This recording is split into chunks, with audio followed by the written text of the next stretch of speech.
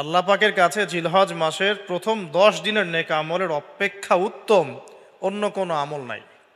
সাহাবীরা প্রশ্ন করলেন যে ওয়ালাল জিহাদু ফি সাবিলিল্লাহ ইয়া রাসূলুল্লাহ, আল্লাহর রাস্তায় জিহাদও কি নয়? নবী সাল্লাল্লাহু আলাইহি ওয়াসাল্লাম বলছেন ওয়ালাল জিহাদু ফি সাবিলিল্লাহ, এমন কি আল্লাহর পথে জিহাদও নয়। তবে সেই ব্যক্তির কথা ভিন্ন যে ব্যক্তি তার মাল এবং তার নফস নিয়ে বের হয়ে গেছে কিন্তু এটা কোনো কিছু নিয়েই ফেরত আসে নাই, মানে সে শহীদ হয়ে গেছে, সেই ব্যক্তির কথা ভিন্ন। বাকি এই 10 দিনের নেকা আমল আল্লাহ পাকের কাছে অন্য সমস্ত নেকা আমল চাইতে শ্রেষ্ঠ এবং উত্তম। আল্লাহ পাক সূরা ফজরের মধ্যে এই 10 দিনের কথা বলেছেন, ওয়াল ফজরি মানে প্রভাতের কসম বা ফজরের কসম, ওয়া লায়ালিন আশর এবং 10 রাতের কসম। এই ওয়া লায়ালিন আশর 10 রাত বলতে মুফাসসিরিনে কেরাম এই জিলহজের প্রথম 10 দিনকে বোঝান, এই 10 রাতকে বোঝান। আবার সূরা ওয়াস-সামাই যাতিল বুরুজ, আমরা সূরা বুরুজ পড়ি, ওয়াল ইয়াউমিল মাউউদ ওয়া শাহিদি ওয়া মাশহুদ, এখানে শাহিদ বলতে আরাফার দিনকে বোঝানো হয়, ওয়া মাশহুদ বলতে জুমার দিনকে বোঝানো হয়। তো এই আরাফার দিনও কিন্তু এই 10 দিনের মধ্যেই পড়ে গেছে। আরেকটা হাদিসে এসেছে যে এই 10 দিনের মধ্যে যে আরাফার দিনটা আছে, এই আরাফার দিন সম্পর্কে নবী সাল্লাল্লাহু আলাইহি ওয়াসাল্লামকে জিজ্ঞাসা করা হচ্ছে, ইয়া রাসূলুল্লাহ এই দিনের ফজিলত কি? নবী করিম সাল্লাল্লাহু আলাইহি ওয়াসাল্লাম বলছেন আহতাসিবু আলাল্লাহ, আমি আল্লাহর কাছে আশা করি যে এই দিন মানে আরাফার দিনের সিয়াম রোজা, এটা কি হবে, কাফারা মানে মাফের কারণ হবে, গুনাহ মাফের মোচনের কারণ হবে, সানাতাল্লাতি ক্বাবলা ওয়া সানাতাল্লাতি বা'দা, মানে বিগত 1 বছরের আগামী 1 বছরের 2 বছরের গুনাহ মাফের কারণ হবে একটা রোজা আরাফার সওম। মাশাআল্লাহ, সুবহানাল্লাহ। তো এই 10 দিন এর মধ্যেও পড়ে গেছে আবার হজ, এই 10 দিনের মধ্যেই পড়ে গেছে কি হজ, হজও এর মধ্যে, আবার কোরবানি নাহার এটাও এর মধ্যে। তার মানে এমনি নর্মাল ইবাদত, নর্মাল বলতে আমরা গতানুগতিক যে ইবাদত করি, সালাত, সিয়াম, সাদাকা, হজ, আবার কোরবানি, আবার আরাফার দিন, সব কিছু মিলে এই 10 দিন বা 10 রাত একসাথে। তাহলে এখান থেকে বুঝতে পারছি যে এর গুরুত্ব কতটুকু। এখন প্রশ্ন হচ্ছে আমরা এই 10টা দিন কিভাবে কাটালে পরে একটা ইফেক্টিভ 10 ডেজ কাটাতে পারবো জিলহজ মাসের। তা আমি কয়েকটা পয়েন্ট আপনাদের সাথে শেয়ার করি, আল্লাহ পাক আমরা সবাইকে আমল করা তৌফিক দান করুন। এই 10 দিনের মূল কাজ হবে তওবা করা। এই 10 দিন বেশি বেশি আল্লাহর কাছে তওবা ইস্তেগফার করতে হবে, কারণ এই 10 দিনে হজ আছে। আর হজের সময় আরাফার মাঠে যে হাজিরা অবস্থান করেন, বলা হচ্ছে যে আরাফার মাঠে কোনো হাজি যদি 1 মিনিটও অবস্থান করে তার হজ হয়ে গেছে। এত গুরুত্বপূর্ণ। দেখেন, এখন যদি আরাফার মাঠে গিয়ে আমি 6 মাস বসে থাকি ওই ফজিলত পাবো না যা ওই সময় পাবো। এটা আল্লাহর হুকুম, আল্লাহর হুকুমের এহমিয়ত এটা। এখন যদি আমি আপনি আরাফার মাঠে বসে থাকি সারাদিন সারা রাত, ওই ফজিলত পাবো না যেটা হজের সময় পাওয়া যাচ্ছে। হজের মাঠে আরাফার মাঠে যত হাজিরা আসবে, লক্ষ লক্ষ হাজি, তাদেরকে উদ্দেশ্য করে আল্লাহ পাক বলেন, ফেরেশতাদেরকে বলেন, দেখো আমার বান্দারা কি চায়, দেখো ওরা উস্কো খুস্কো চুল নিয়ে এসেছে। আরেকটা জায়গা আছে যে ওই দিন আল্লাহ রাব্বুল আলামিন এত অধিক সংখ্যক বান্দাকে জাহান্নাম থেকে মুক্তি দেন যেটা আর কখনো দেন না, এবং ওই দিন শয়তান নিরাশ হয়ে পড়ে। তাহলে এই 10 দিনে আমরা যারা যেতে পারছি না হজে, আমাদের কাজটা তাদের সাথে একাত্মতা পোষণ করে তওবা করতে থাকে। মানে ইউনিটিটা কেন? যেমন ধরুন একটা হাদিস বলি, জিলহজ মাসের চাঁদ ওঠার আগেই যারা কুরবানি করতে সক্ষম, আমরা যারা কুরবানি করতে চাই, তাদেরকে নখ চুল এগুলো কাটতে নিষেধ করা হয়, তাই না? চাঁদ উঠে গেলে নখ চুল এগুলো কাটতে নিষেধ করা হয়, এর হাদিসেই আছে। আর এর আগে কেটে ফেলতে বলা হয়, যে নখটা আগে কেটে ফেলেন, চুলটা আগে কেটে ফেলেন, দাড়ি আবার কাটতে যায় না, নখ আর চুল। তাতে কি হবে, আমরাও একটা ওই যে যারা আমরা মানে হজ করতে যেতে পারি নাই তাদের সাথে আমাদের একটা একাত্মতা হলো, কিন্তু তারাও যেমন এগুলোকে স্যাক্রিফাইস করলেন, আমরা আমাদের জায়গা থেকে স্যাক্রিফাইস করলাম এবং এই নেকিটা পেলাম, একটা কুরবানি নেকি পেয়ে গেলাম ইনশাআল্লাহ। কিন্তু আমি কিন্তু ওখানে গিয়ে কুরবানি করতে পারি নাই, তাহলে সারা মুসলিম বিশ্বের সাথে একটা একাত্মতা পোষণ করা হলো, ইউনিটি দেখা হচ্ছে এখানে। তো এই জিনিসটাই ওখানে তারা তওবা করেন, আমরা এই সারা এই 10টা দিন 10টা রাত তওবা ইস্তেগফার করতে থাকবো। আল্লাহ পাক তৌফিক দান করেন। আমি কমপক্ষে দিনে 100 বার আস্তাগফিরুল্লাহ ওয়া আতুবু ইলাইহি এটা বলা উচিত। এরপর একটা বললাম নিয়াত, এরপরে তওবা। এরপরের কাজটা হচ্ছে, বলে ফেলেছি অলরেডি, যে আমাদের চুল নখ যেগুলো আছে এই 2-3 দিনের মধ্যে কেটে ফেলবেন। আগামী সোমবারে কিন্তু শুরু হচ্ছে আমাদের, তাই না? আগামী সোমবারে প্রথম জিলহজ শুরু হচ্ছে আর কি। তাহলে যদি সওম রাখতে চান তাহলে রবিবার রাতে সাহারি খেতে হবে। তো চুল নখ এগুলো যা যা আছে অন্য জায়গার পশম, এগুলো উঠিয়ে ফেলতে হবে, কামিয়ে ফেলতে হবে। ইনশাআল্লাহ একটা কুরবানির নেকি পাওয়া যাবে ইনশাআল্লাহ। অল্প একটু আমল করুন। আর 4 নাম্বার কাজটা হচ্ছে, এই 10টা দিন একটা ট্রেনিং সেশনের মতো নিয়ে নেই। 10 দিন 5 ওয়াক্ত নামাজটা জামাতে পড়ার চেষ্টা করি ইনশাআল্লাহ। আর যদি কোনো কারণে মিস হয়েও যায়, বাসায় টাইম টু দ্য টাইম পড়তে, অন দ্য টাইম পড়তে হবে, একদম টাইমের মধ্যে, ওয়াক্তের মধ্যে। কোনো কারণে মিস হতে পারে, স্বাভাবিক, মানুষ বিভিন্ন সফরে থাকতে পারেন, প্রতিবন্ধকতা থাকতে পারে, কিন্তু বাসায় পড়লেও ওয়াক্ত মতো পড়ে ফেলতে হবে। মানে এই 10 দিন ট্রেনিং হবে নামাজের, কারণ এই 10 দিনের যে আমলগুলো, এর মধ্যে কিন্তু নামাজ অন্যতম একটা গুরুত্বপূর্ণ আমল। দেখুন, যার নামাজ নাই তার কিন্তু ইসলাম নাই। বাকি আমল অনেক পরের কথা, মানে যার নামাজ নাই তার সাথে ইসলামের কোনো সম্পর্ক নাই। মান তারাকা সলাতান মুতাআম্মিদান ফাকাদ কাফার, কেউ যদি ইচ্ছাকৃতভাবে তার উপর অর্পিত ফরজ নামাজকে ছেড়ে দেয়, সে কাফের হয়ে গেল। এটাই সবচেয়ে স্ট্রং ফতোয়া, সবচেয়ে মানে সহজ এবং নরম ফতোয়া দিয়েছেন ইমামে আজম আবু হানিফা রাহিমাহুল্লাহ।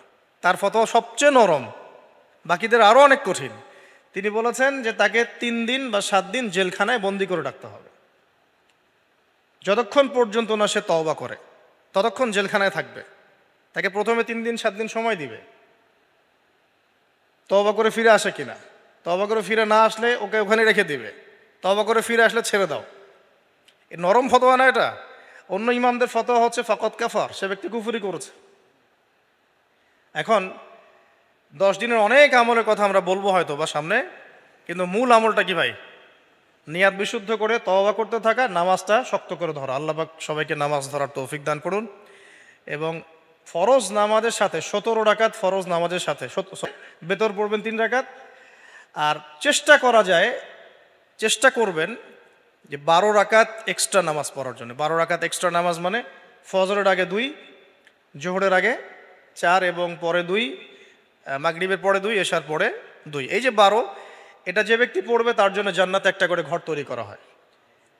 নামাজটা আমরা খুব ভালো করে ধরার চেষ্টা করব এবং 12 রাকাত এক্সট্রা নামাজ পড়ার চেষ্টা করবো ইনশাআল্লাহ। আল্লাহ পাক তৌফিক দান করুন। আর যদি রাত্রে জাগতে পারি আরও ভালো হয়। ফজরের আগে যদি 1 ঘন্টা জাগতে পারি, ওই যে আমরা যেমন লাইলাতুল কদরে তালাশ করার জন্য জাগতাম, শেষ দশকে ইতিকাফ করতাম, সেভাবে শেষ রাতে ওঠার চেষ্টা করি। আল্লাহ পাক আমাদের সবাইকে তৌফিক দান করুন, আমিন। এবং এই সময় বেশি বেশি দোয়া করা উচিত, বেশি বেশি জিকির করা উচিত, তাসবিহ তাহলিল করা উচিত, এবং বেশি বেশি সলাতের সেজদায় আল্লাহর কাছে নিজের চাওয়াগুলো পেশ করা উচিত। আর এরপরে আমরা যে কাজটা করব এই 10 দিনে, সেটা হলো সওম রাখা, গুরুত্বপূর্ণ কাজ, রোজা রাখা। আমরা চেষ্টা করব 10টা রোজা রাখার জন্য।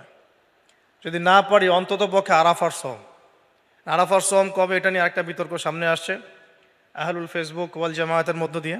10 তারিখে রাখবেন না 9 তারিখে রাখবেন, এটা নিয়ে একটা বাহাস আবার সামনে আসবে। তা আমি আমার পক্ষ থেকে আপনাদেরকে একটা সলিউশন দিই যে আরাফার সওম 9 তারিখ, ঠিক আছে? আরাফার মাঠে যেদিন হাজিরা থাকবেন, অনেক কনফিউশন দেখতে পারেন, আপনি 2 দিনই রেখে দিবেন, ঝামেলা শেষ। কোনো সমস্যা, একটা রোজা রাখলে কি এমন হবে? আরও ভালো। আমরা তো ইয়াং, আমরা রাখতে পারবো ইনশাল্লাহ, না খেয়েও রাখতে পারবো ইনশাল্লাহ। পানি যদি নাও খেতে পারেন, 1 ঢোক পানি খেয়েছেন সাহারিতে, ওটা দিয়ে রোজা রাখা যাবে না ইনশাল্লাহ? তো আমরা পারবো। আমাদের মনের মধ্যে শয়তান কিছু দুর্বলতা সৃষ্টি করে, আল্লাহর পথে বেরিয়ে গেলেই দেখবেন শক্তি আল্লাহর পক্ষ থেকে আসে। অনেক সময় অলসতা আসতে পারে, যে মনে হয় পারছি না, মনে হয় পারবো না, এইটা যখন নেমে যাবেন দেখবেন পারছেন ইনশাআল্লাহ। তো আমরা সহজ সমাধানে যাই, 2টা রোজাই রাখবো ইনশাআল্লাহ, ঠিক আছে? কি হবে তাহলে? আগের 1 বছর, পরের 1 বছর, 2 বছরের গুনাহ মাফ হবে ইনশাআল্লাহ, ঠিক আছে?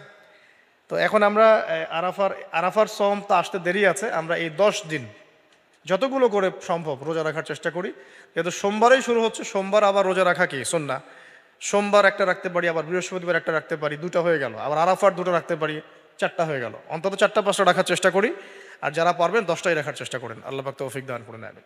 জিলহজ মাসের স্পেশাল ফজিলত হচ্ছে এই, নবী সাল্লাল্লাহু আলাইহি ওয়াসাল্লাম বলেছেন যে আল্লাহ পাকের কাছে জিলহজ মাসের প্রথম 10 দিনের নেক আমল আল্লাহ পাকের কাছে জিলহজ মাসের প্রথম 10 দিনের নেক আমলের অপেক্ষা উত্তম অন্য কোনো আমল নাই। সাহাবীরা প্রশ্ন করলেন যে ওয়ালাল জিহাদু ফি সাবিলিল্লাহ ইয়া রাসূলুল্লাহ, আল্লাহর রাস্তায় জিহাদও কি নয়? নবী সাল্লাল্লাহু আলাইহি ওয়াসাল্লাম বলছেন ওয়ালাল জিহাদু ফি সাবিলিল্লাহ, এমন কি আল্লাহর পথে জিহাদও নয়।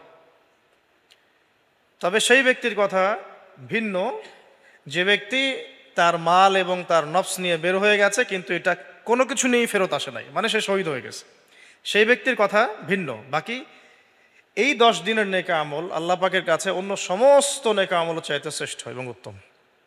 আল্লাহ পাক সূরা ফজরের মধ্যে এই 10 দিনের কথা বলেছেন, ওয়াল ফজরি মানে প্রভাতের কসম বা ফজরের কসম, ওয়ালায়ালিন আশর এবং 10 রাতের কসম। এই ওয়ালায়ালিন আশর 10 রাত বলতে মুফাসসিরিনে কেরাম এই জিলহজের প্রথম 10 দিনকে বোঝান, এই 10 রাতকে বোঝান। আবার সূরা ওয়াস-সামাই যাতিল বুরুজ, আমরা সূরা বুরুজ পড়ি, ওয়াল ইয়াউমিল মাউউদ ওয়া শাহিদি ওয়া মাশহুদ, এখানে শাহিদ বলতে আরাফার দিনকে বোঝানো হয়, ওয়া মাশহুদ বলতে জুমার দিনকে বোঝানো হয়। তো এই আরাফার দিনও কিন্তু এই 10 দিনের মধ্যেই পড়ে গেছে। আরেকটা হাদিসে এসেছে যে এই 10 দিনের মধ্যে যে আরাফার দিনটা আছে, এই আরাফার দিন সম্পর্কে নবী সাল্লাল্লাহু আলাইহি ওয়াসাল্লামকে জিজ্ঞাসা করা হচ্ছে, ইয়া রাসূলুল্লাহ এই দিনের ফজিলত কি? নবী করিম সাল্লাল্লাহু আলাইহি ওয়াসাল্লাম বলছেন আহতাসিবু আলাল্লাহ, আমি আল্লাহর কাছে আশা করি যে এই দিন মানে আরাফার দিনের সিয়াম রোজা, এটা কি হবে?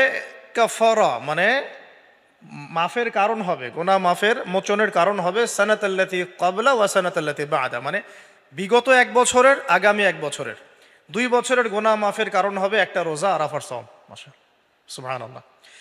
তো এই 10 দিন এর মধ্যেও পড়ে গেছে আবার হজ, এই 10 দিনের মধ্যেই পড়ে গেছে কি? হজ, হজও এর মধ্যে। আবার কুরবানি নাহার এটাও এর মধ্যে। তার মানে এমনি নর্মাল ইবাদত, নর্মাল বলতে আমরা গতানুগতিক যে ইবাদত করি, সালাত, সিয়াম, সাদাকা, হজ, আবার কুরবানি, আবার আরাফার দিন, সব কিছু মিলে এই 10 দিন বা 10 রাত একসাথে। তাহলে এখান থেকে বুঝতে পারছি যে এর গুরুত্ব কতটুকু। এখন প্রশ্ন হচ্ছে আমরা এই 10টা দিন কিভাবে কাটালে পরে একটা ইফেক্টিভ 10 ডেজ কাটাতে পারবো জিলহজ মাসের। তা আমি কয়েকটা পয়েন্ট আপনাদের সাথে শেয়ার করি, আল্লাহ পাক আমরা সবাইকে আমল করার তৌফিক দান করুন। প্রথম যে বিষয়টা খেয়াল রাখতে হবে সেটা হলো নিয়াত বিশুদ্ধ করতে হবে। প্রতিটা হাদিস গ্রন্থের একটা মৌলিক হাদিস হলো ইন্নামাল আমালু বিন্নিয়াত, আরেকটা হাদিস হচ্ছে ইন্নামাল আমালু বিল খাওয়াতিম। আমল ডিপেন্ড করে নিয়াতের উপরে এবং আমল ডিপেন্ড করে শেষ পরিণতির উপরে। মানে একজন মানুষ ভালো পথে চলছে, চলতে চলতে খারাপ হয়ে গেল, ওই অবস্থায় মৌত হলো, তার পরিণতি ভালো হলো না। একজন মানুষ খারাপ পথে চলছে, তওবা করে ফিরে আসলো, এসে ভালো পথে চলা শুরু করে এখানে মৃত্যুবরণ করলো, তার পরিণতি ভালো হবে। ইন্নামাল আমালু বিল খাওয়াতিম, আমল শেষের উপর নির্ভর করে, আর আমরা তো জানি না যে কার শেষ কখন। এই কারণে সবসময় আমলে ব্যস্ত থাকা উচিত। আল্লাহ পাক তৌফিক দান করুন। আল্লামা তাকি উসমানী দামাত বারাকাতহু, তার উস্তাদ তাকে বলতেন, তিনি তার কিতাবে লিখেছেন যে আমার উস্তাদ আমাকে বলতেন, আমার শাইখ আমাকে বলতেন যে প্রতিদিন দেহের যেমন খোরাক আছে ঠিক তেমনি প্রতিদিন আত্মার খোরাক জোগাড় করো। প্রতিদিন দেহের খোরাকের জন্য আমরা 5 বার 3 বার 4 বার খাওয়া দাওয়া করি, নাস্তা খাই, সব মিলে 4-5 বার খাওয়া দাওয়া করি, পানি পান করি, ভিটামিন নেই, প্রোটিন নেই, কার্বোহাইড্রেট নেই, মিনারেলস নেই, তাই না? দুধ খাই, কত কি খাই। তো এগুলো দেহের খাবার, অনেকের সাথে আবার হারামও কিছু খাবার খায়। আর রুহের খাবার, প্রতিদিন রুহের খাবার জোগাড় করো। তিনি বলছেন এভাবে যে অন্তত একটা সময় নামাজের পরে, হক ফজরের পরে বা মাগরিবের পরে বা আসরের পরে কিছুক্ষণ ধীর স্থিরভাবে নীরবে বসে থাকো, আল্লাহর জিকির করতে থাকো, কোরআন তেলাওয়াত করতে থাকো, তাসবিহ তাহলিল করতে থাকো, আল্লাহর কাছে দোয়া করতে থাকো, হোক শেষ রাতে বা ফজরের পর বা মাগরিবের পর বা এশার পর, আপনার সুবিধা মতো সময়। ফজরের পর করতে পারলে বেশি ভালো হয়, শেষ রাত্রে করতে পারলে বেশি ভালো হয়। তো তার উস্তাদ তাকে বলতেন এটা হলো আত্মার খোরাক, এর মধ্য দিয়ে আমরা আত্মার খাবার পাই। আত্মা অসুস্থ হয়ে গেলে দেহ সুস্থ থাকে না। আমাদের সমাজে আমরা যারা চলাফেরা করছি আমাদের বেশিরভাগের প্রবলেম একটা, আমাদের আত্মাগুলো দূষিত। এখন আত্মাগুলো দূষিত, এটা আমি 100% গ্যারেন্টি দিয়ে বলতে পারি। আত্মা দূষিত না হলে আমাদের চোখের হেফাজত করা সহজ হতো। আত্মা দূষিত না হলে আমাদেরকে সলাতে আসতে এত বেগ পেতে হতো না। আত্মা দূষিত না হলে সদাকা জাকাত দিতে মনের মধ্যে এত কণ্ঠতা, কি বলবো, এত কনজাস্টেড ভাবনা চিন্তা আসতো না। আত্মা দূষিত না হলে কিন্তু আমরা আল্লাহ পাকের বিধান পালনে এত যুক্তি বিজ্ঞান দর্শন খুঁজতাম না। আমাদের আত্মা কিন্তু অলরেডি করাপ্টেড। তো এটা নিজের বিবেকের সাথে প্রশ্ন করলেই পাওয়া যাবে আয়নার সামনে দাঁড়ালে। তো এই আত্মা এখন বিশুদ্ধ করার জন্য আল্লাহ পাকে মৌসুমগুলো দিয়েছে। এই 10 দিন আমরা প্রথম যে কাজটা করতে পারি সেটা হলো নিয়াতটা বিশুদ্ধ করা আগে, যে আমি প্রত্যেকটা কাজ আল্লাহ পাকের সন্তুষ্টির জন্য করছি। এর আগে যারা দিনের পথে চলেছেন, কাজ করেছেন, শ্রম দিয়েছেন, দায়ী ছিলেন, মুহাদ্দিস, মুফতি, মুজাহিদ তারা ছিলেন, তারা একটা বিষয়ে খুব খেয়াল রাখতেন। অনেকগুলো কিতাব পড়াশোনা করে এই জিনিসটা আমি পেয়েছি, অনেকগুলো কিতাবই আছে, যে তারা যে কোনো কাজ করার আগে একটু ধীরস্থিরভাবে বসতেন বা 1 মিনিট একটু চিন্তা করতেন, আগে নিয়াতটা খারেজ করতেন, আমি এই কাজটা আল্লাহর জন্য করছি। আমরা ব্যস্ততার সাথে অনেক সময় চলাফেরা করে এই নিয়াতটা খালেজ করার সময় পাই না। তো আগেকার যারা বড় বড় বুজুর্গ ছিলেন তারা নিয়াতটা আগে খালেজ করে নিতেন, এই কাজটা আমি আল্লাহর জন্য করছি, তারপরে কথা বলা শুরু করতেন, তারপরে নামাজে দাঁড়াতেন, তারপরে সদাকা করতেন, তারপরে দার্স দিতেন। আগে একটু চুপ করে বসে থাকতেন যে আমি কাজটা আল্লাহর জন্য করছি। তো আমরা একটু এই যে 2-3 দিন হাতে আছে আমাদের, নিয়াতটা আগে বিশুদ্ধ করব, যে আমি যে আমলই করব সেটা নামাজ হোক, রোজা হোক, হজ হোক, জাকাত হোক, কোরবানি যাই হোক, শুধু আল্লাহর জন্য করব, শুধু আল্লাহর জন্য, শুধু আল্লাহর জন্য, শুধু আল্লাহকে রাজি খুশি করার জন্যেই সব করতে হবে। এটাই হলো আপনার বিশুদ্ধ নিয়াত। এরপরে এই 10 দিনের মূল কাজ হবে তওবা করা। এই 10 দিন বেশি বেশি আল্লাহর কাছে তওবা ইস্তেগফার করতে হবে, কারণ এই 10 দিনে হজ আছে। আর হজের সময় আরাফার মাঠে যে হাজিরা অবস্থান করেন, বলা হচ্ছে যে আরাফার মাঠে কোনো হাজি যদি 1 মিনিটও অবস্থান করে তার হজ হয়ে গেছে। এত গুরুত্বপূর্ণ। দেখেন, এখন যদি আরাফার মাঠে গিয়ে আমি 6 মাস বসে থাকি, ওই ফজিলত পাবো না যা ওই সময় পাবো। এটা আল্লাহর হুকুম, আল্লাহর হুকুমের এহমিয়ত এটা। এখন যদি আমি আপনি আরাফার মাঠে বসে থাকি সারাদিন সারা রাত, ওই ফজিলত পাবো না যেটা হজের সময় পাওয়া যাচ্ছে। হজের মাঠে, আরাফার মাঠে যত হাজিরা আসবে, লক্ষ লক্ষ হাজি, তাদেরকে উদ্দেশ্য করে আল্লাহ পাক বলেন, ফেরেশতাদেরকে বলেন, দেখো আমার বান্দারা কি চায়, দেখো ওরা উস্কো খুস্কো চুল নিয়ে এসেছে। আরেকটা জায়গা আছে যে ওই দিন আল্লাহ রাব্বুল আলামিন এত অধিক সংখ্যক বান্দাকে জাহান্নাম থেকে মুক্তি দেন যেটা আর কখনো দেন না, এবং ওই দিন শয়তান নিরাশ হয়ে পড়ে। তাহলে এই 10 দিনে আমরা যারা যেতে পারছি না হজে, আমাদের কাজটা তাদের সাথে একাত্মতা পোষণ করে তওবা করতে থাকে। ইউনিটিটা কেন? যেমন ধরুন, একটা হাদিস বলি, জিলহজ মাসের চাঁদ ওঠার আগেই যারা কুরবানি করতে সক্ষম, আমরা যারা কুরবানি করতে চাই, তাদেরকে নখ, চুল এগুলো কাটতে নিষেধ করা হয়, তাই না? চাঁদ উঠে গেলে নখ, চুল এগুলো কাটতে নিষেধ করা হয়, এর হাদিসেই আছে। আর এর আগে কেটে ফেলতে বলা হয়, যে নখটা আগে কেটে ফেলেন, চুলটা আগে কেটে ফেলেন, দাড়ি আবার কাটতে যায় না, নখ আর চুল। তাতে কি হবে, আমরাও একটা, ওই যে যারা আমরা হজ করতে যেতে পারি নাই, তাদের সাথে আমাদের একটা একাত্মতা হলো, কিন্তু তারাও যেমন এগুলোকে স্যাক্রিফাইস করলেন, আমরা আমাদের জায়গা থেকে স্যাক্রিফাইস করলাম এবং এই নেকিটা পেলাম, একটা কুরবানি নেকি পেয়ে গেলাম ইনশাআল্লাহ। কিন্তু আমরা কিন্তু ওখানে গিয়ে কুরবানি করতে পারি নাই, তাহলে সারা মুসলিম বিশ্বের সাথে একটা একাত্মতা পোষণ করা হলো, ইউনিটি দেখা হচ্ছে এখানে। তো এই জিনিসটাই ওখানে তারা তওবা করেন, আমরা এই সারা এই 10টা দিন 10টা রাত তওবা ইস্তেগফার করতে থাকবো। আল্লাহ পাক তৌফিক দান করেন। আমি কমপক্ষে দিনে 100 বার আস্তাগফিরুল্লাহ ওয়া আতুবু ইলাইহি, এটা বলা উচিত। এরপর একটা বললাম নিয়াত, এরপরে তওবা। এরপরের কাজটা হচ্ছে, বলে ফেলেছি অলরেডি, যে আমাদের চুল নখ যেগুলো আছে এই 2-3 দিনের মধ্যে কেটে ফেলবেন। আগামী সোমবারে কিন্তু শুরু হচ্ছে আমাদের, তাই না? আগামী সোমবারে প্রথম জিলহজ শুরু হচ্ছে আর কি। তাহলে যদি সওম রাখতে চান তাহলে রবিবার রাতে সাহারি খেতে হবে। তো চুল নখ এগুলো যা যা আছে অন্য জায়গার পশম, এগুলো উঠিয়ে ফেলতে হবে, কামিয়ে ফেলতে হবে। ইনশাআল্লাহ একটা কুরবানি নাকি পাওয়া যাবে ইনশাআল্লাহ, অল্প একটু আমল করব। আর 4 নাম্বার কাজটা হচ্ছে, এই 10টা দিন একটা ট্রেনিং সেশনের মতো নিয়ে নেই, 10 দিন 5 ওয়াক্ত নামাজটা জামাতে পড়ার চেষ্টা করি ইনশাআল্লাহ।